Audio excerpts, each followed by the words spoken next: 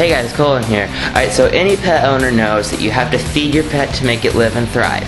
Alright, and so any snake owner knows that snakes eat also. So today I'm going to show you how to make your own snake food. Welcome to ClassyHerps.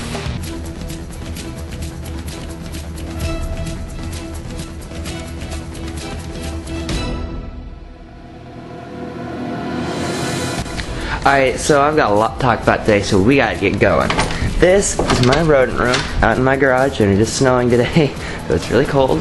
But in my rodent room, I have a heater, fan, and it is about 70 degrees. So it's always warm in the rodent room. Always warm. Because warmth, well, you know, warmth keeps them nice and cozy. So this is my racks of rodents. It's pretty much done, except for this one right here. We're going to add one more up. It got kind of messed up when we're making it, but it's pretty much done. Alright, but I'm not talking about that today. What I'm talking about is how to make. The final product would be these little guys.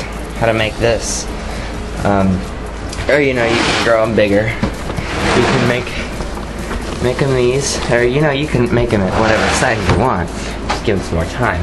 But how do you get these out of, how do you get that out of one of these? Alright, so to start off, you're gonna need a male and a female, of course. And over here's my male, or my breeding one. Alright, so here's my best male. His name is Buck. He's kind of more of a pet to me almost. He's the only one in here that I've named Buck. Because I remember right when I first started this, I brought home one male and one female. The female died long ago in birth, but Buck here, have had him for a few months, so he's my pet. He's the only one that'll take a treat out of my hand. But alright, so yeah, that's Buck. You can tell he's a male. And these other two in here are just females. I usually go, one male can handle 5 females and get them all pregnant at once. But I don't have that many because I'm still growing. But I don't really need that many rats to start off with. Down here is another male, that black one there. He's not nearly as good. I got him from Petco because I thought he had good colors because I like that black. But he was, I found out, and actually a retired breeder, so he's not getting anything done. He actually fathered like 2 litters, but that's all he's gonna do. Alright, and there's also 2 females in here with him. Okay, so you got your male and your female. It takes them about, well, they probably get pregnant the night you put them in there. If you got a young guy like Buck here, who I raised up, he wasn't actually even big enough to breed when I got him, so he's pretty young. And they'll breed for about a year. So he's in his prime. So you gotta get these guys going, and then, you know, rat's gestation period is 3 weeks about, but it can really vary. I mean, I've had a rat go through it in 1 week. Sometimes it'll take him a month. It depends on how big the female is and how big her litter's going to be. But yeah, so they'll get pregnant pretty fast. You don't have to worry about that. Alright, so when they're pregnant, you want to take them out of the male's cage because he will eat the babies. And then I put them into here. See, there's some pinkies scattered about the place. They're not really pinkies anymore, really. Put them back in their piles. But I do 3 females to a tub, I've learned. If you go any more than 3, then mothers will begin to abandon their babies because there's just so many moms in there. I don't know, they get distracted or something, but you go 3 to a tub. There's actually only 2 in here because one of the moms died in birthing. That very rarely happens. But I think it was her first time, and she was a little small, but whatever. 2 can definitely handle 3 litters. And her litter was pretty small to start with, so all those babies up. So you can see that's 3 small litters. One mom can have that many babies by herself. Yeah, so they go in here. When they're pregnant, they all have their babies at the same time, and then those 3 will stay together until their babies are weaned off and they go back into the breeding tub. They just move up the row. Alright, so in the next row up, a little older, got these. These have their eyes open for the most part. They're a little older, they have all their fur in. Some are older than others. You see, there are quite a few of them. They're running around by themselves. Some of them are starting to eat. I made this myself because I forgot to mention how you feed them is you have these screens on top of here of their tubs, and the rats, full-grown ones, can reach the top and eat through here. I just have dog food right now because I'll admit I'm running behind on food because I live an hour away from any pet store and I don't get up there that often in the winter time to get more rat food, but they can definitely live off of dog food. I made this little contraption here myself because obviously babies can't reach the top, and so I made that so they can, if when they want to start eating, they can start eating on their own. Kind of speeds the weaning process up a little bit. Alright, and next tub up, I had a really super weird thing happen last night, but these guys, their mother's a trio, they've had their babies weaned off, at least I thought.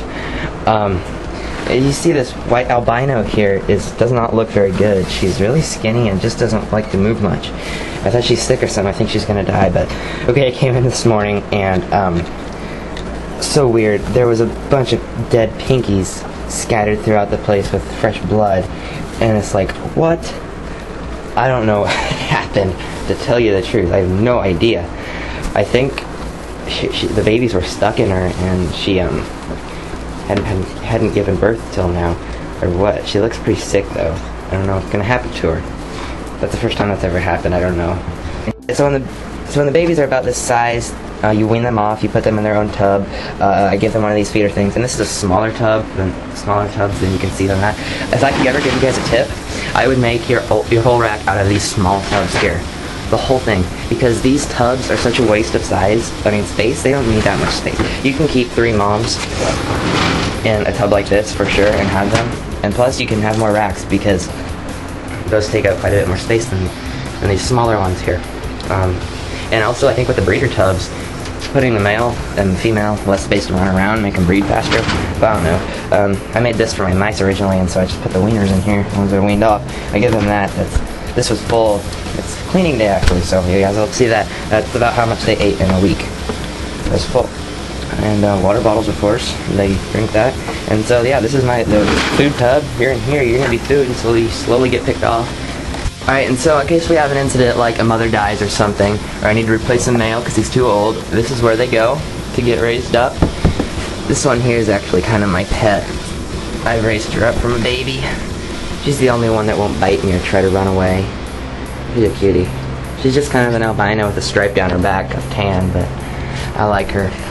These are just a bunch of little girls that are getting raised up to breed. Kinda cute. Kinda cute. Yep. But honestly, that's about all there is to it. You just keep cycling through, and when the moms get their babies taken away, you give them a week. I wean the babies one cleaning day, which is usually Saturday or Sunday, put them in there. Then next week later, when I clean out the bedding again, I will move them back into the male's tub, and they start to cycle over. And that's just how that goes.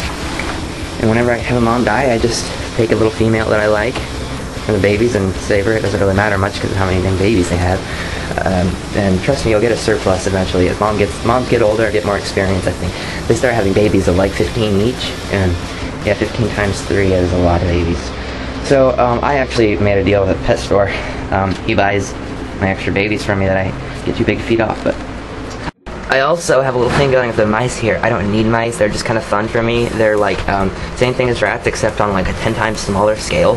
I have about as many mice as I do rats, but they all fit into 2 small tubs.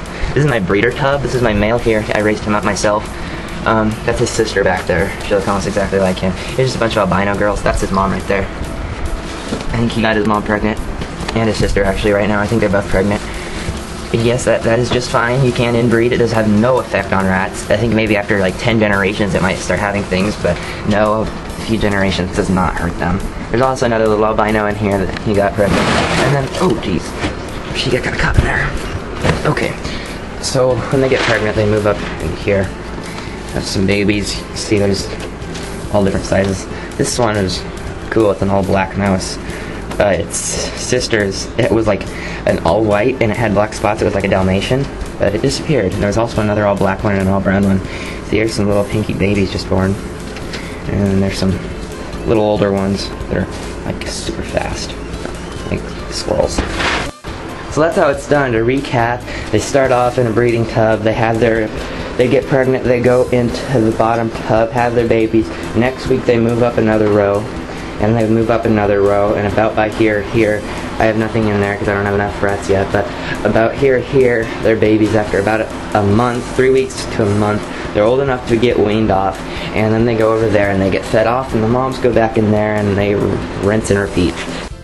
So I'm going to start a new thing called the Rat Pup of the Week. I'm just going to show you one that I like the best.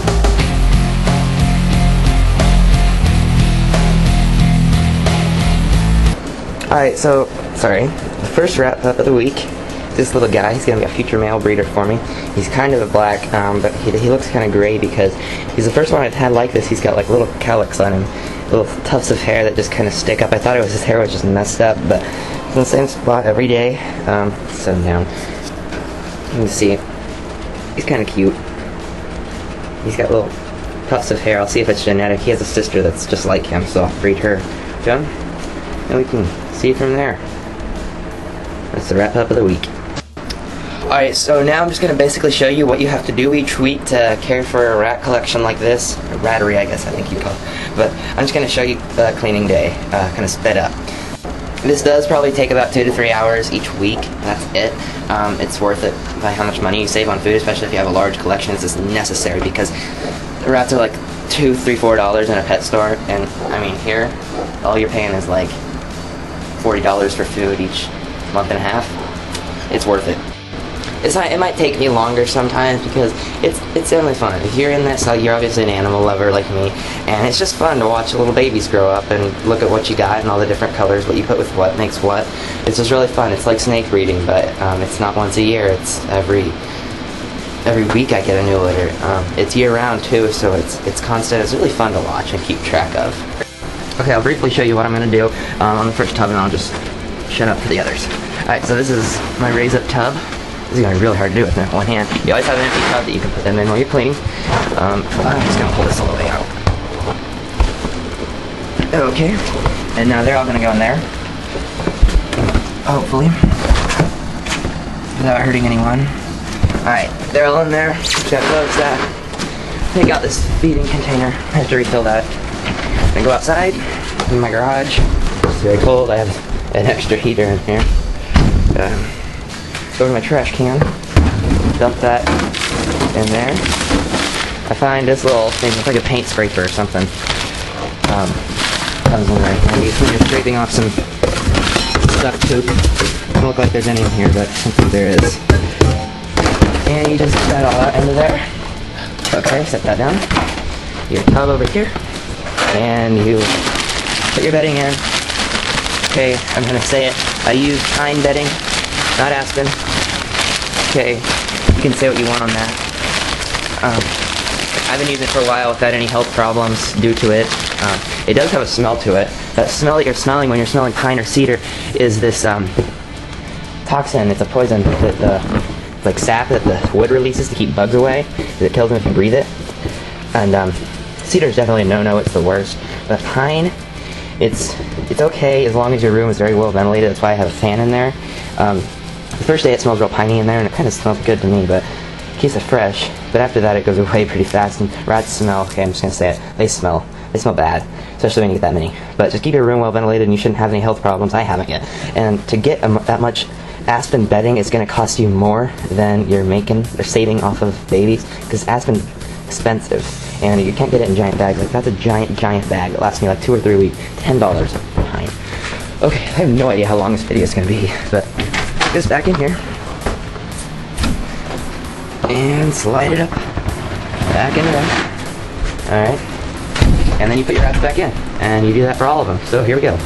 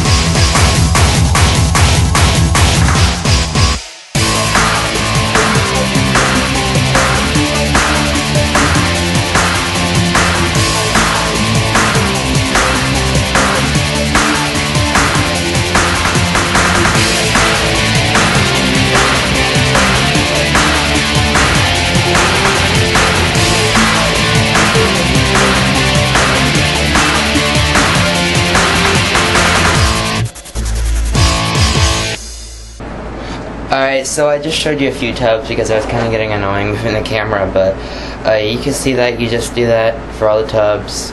Take it out, clean it, put it in your bedding in, put it back in, change out, or move them up a level. That's about it, guys.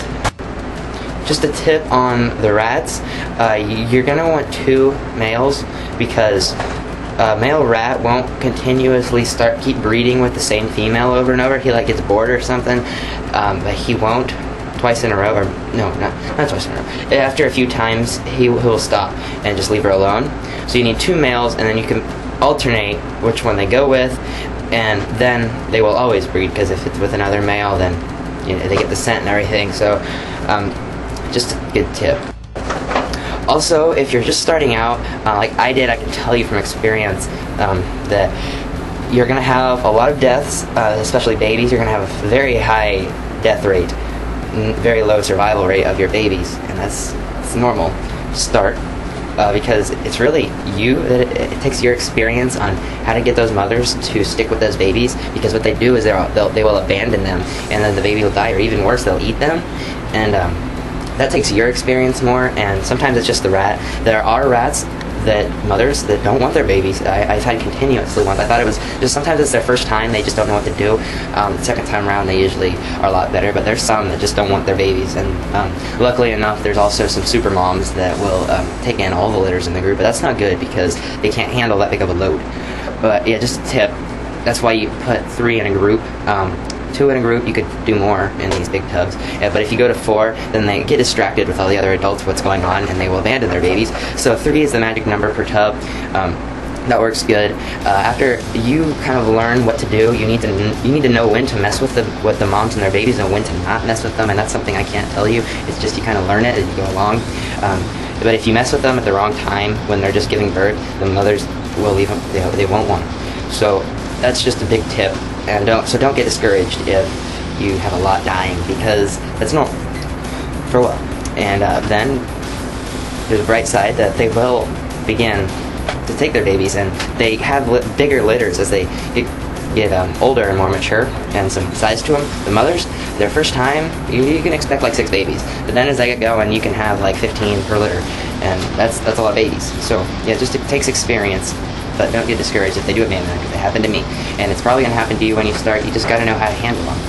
Alright, so one more time, an overview of my rodent room. I use water bottles still. I'm going to get the automatic watering system here pretty soon. 70 degrees in here, insulated. It's snowing outside, but it's always 70 degrees. If you have any questions, if I forgot to leave anything out that you think, please comment below. Some fighting going on down there, it sounds like. That's normal. Any questions or anything, please be sure to comment below, because I will definitely answer any other reptile questions also. Please don't hesitate. Feel free to ask me if you have any questions, because chances are I can help you. Alright, well, see you guys later. It's time for the weekly comment contest. Alright, this week's comment contest of the week is see if you would rather breed your own rats or pay us breeders to do it for you, and why. Leave your comment below for a shout out next Monday. Last week's question, which was do you prefer tubs or tanks, was best answered by... What I'd prefer would be tanks because they make your reptile feel at home. But I have my snakes on tubs because it's way cheaper and they are light and easy.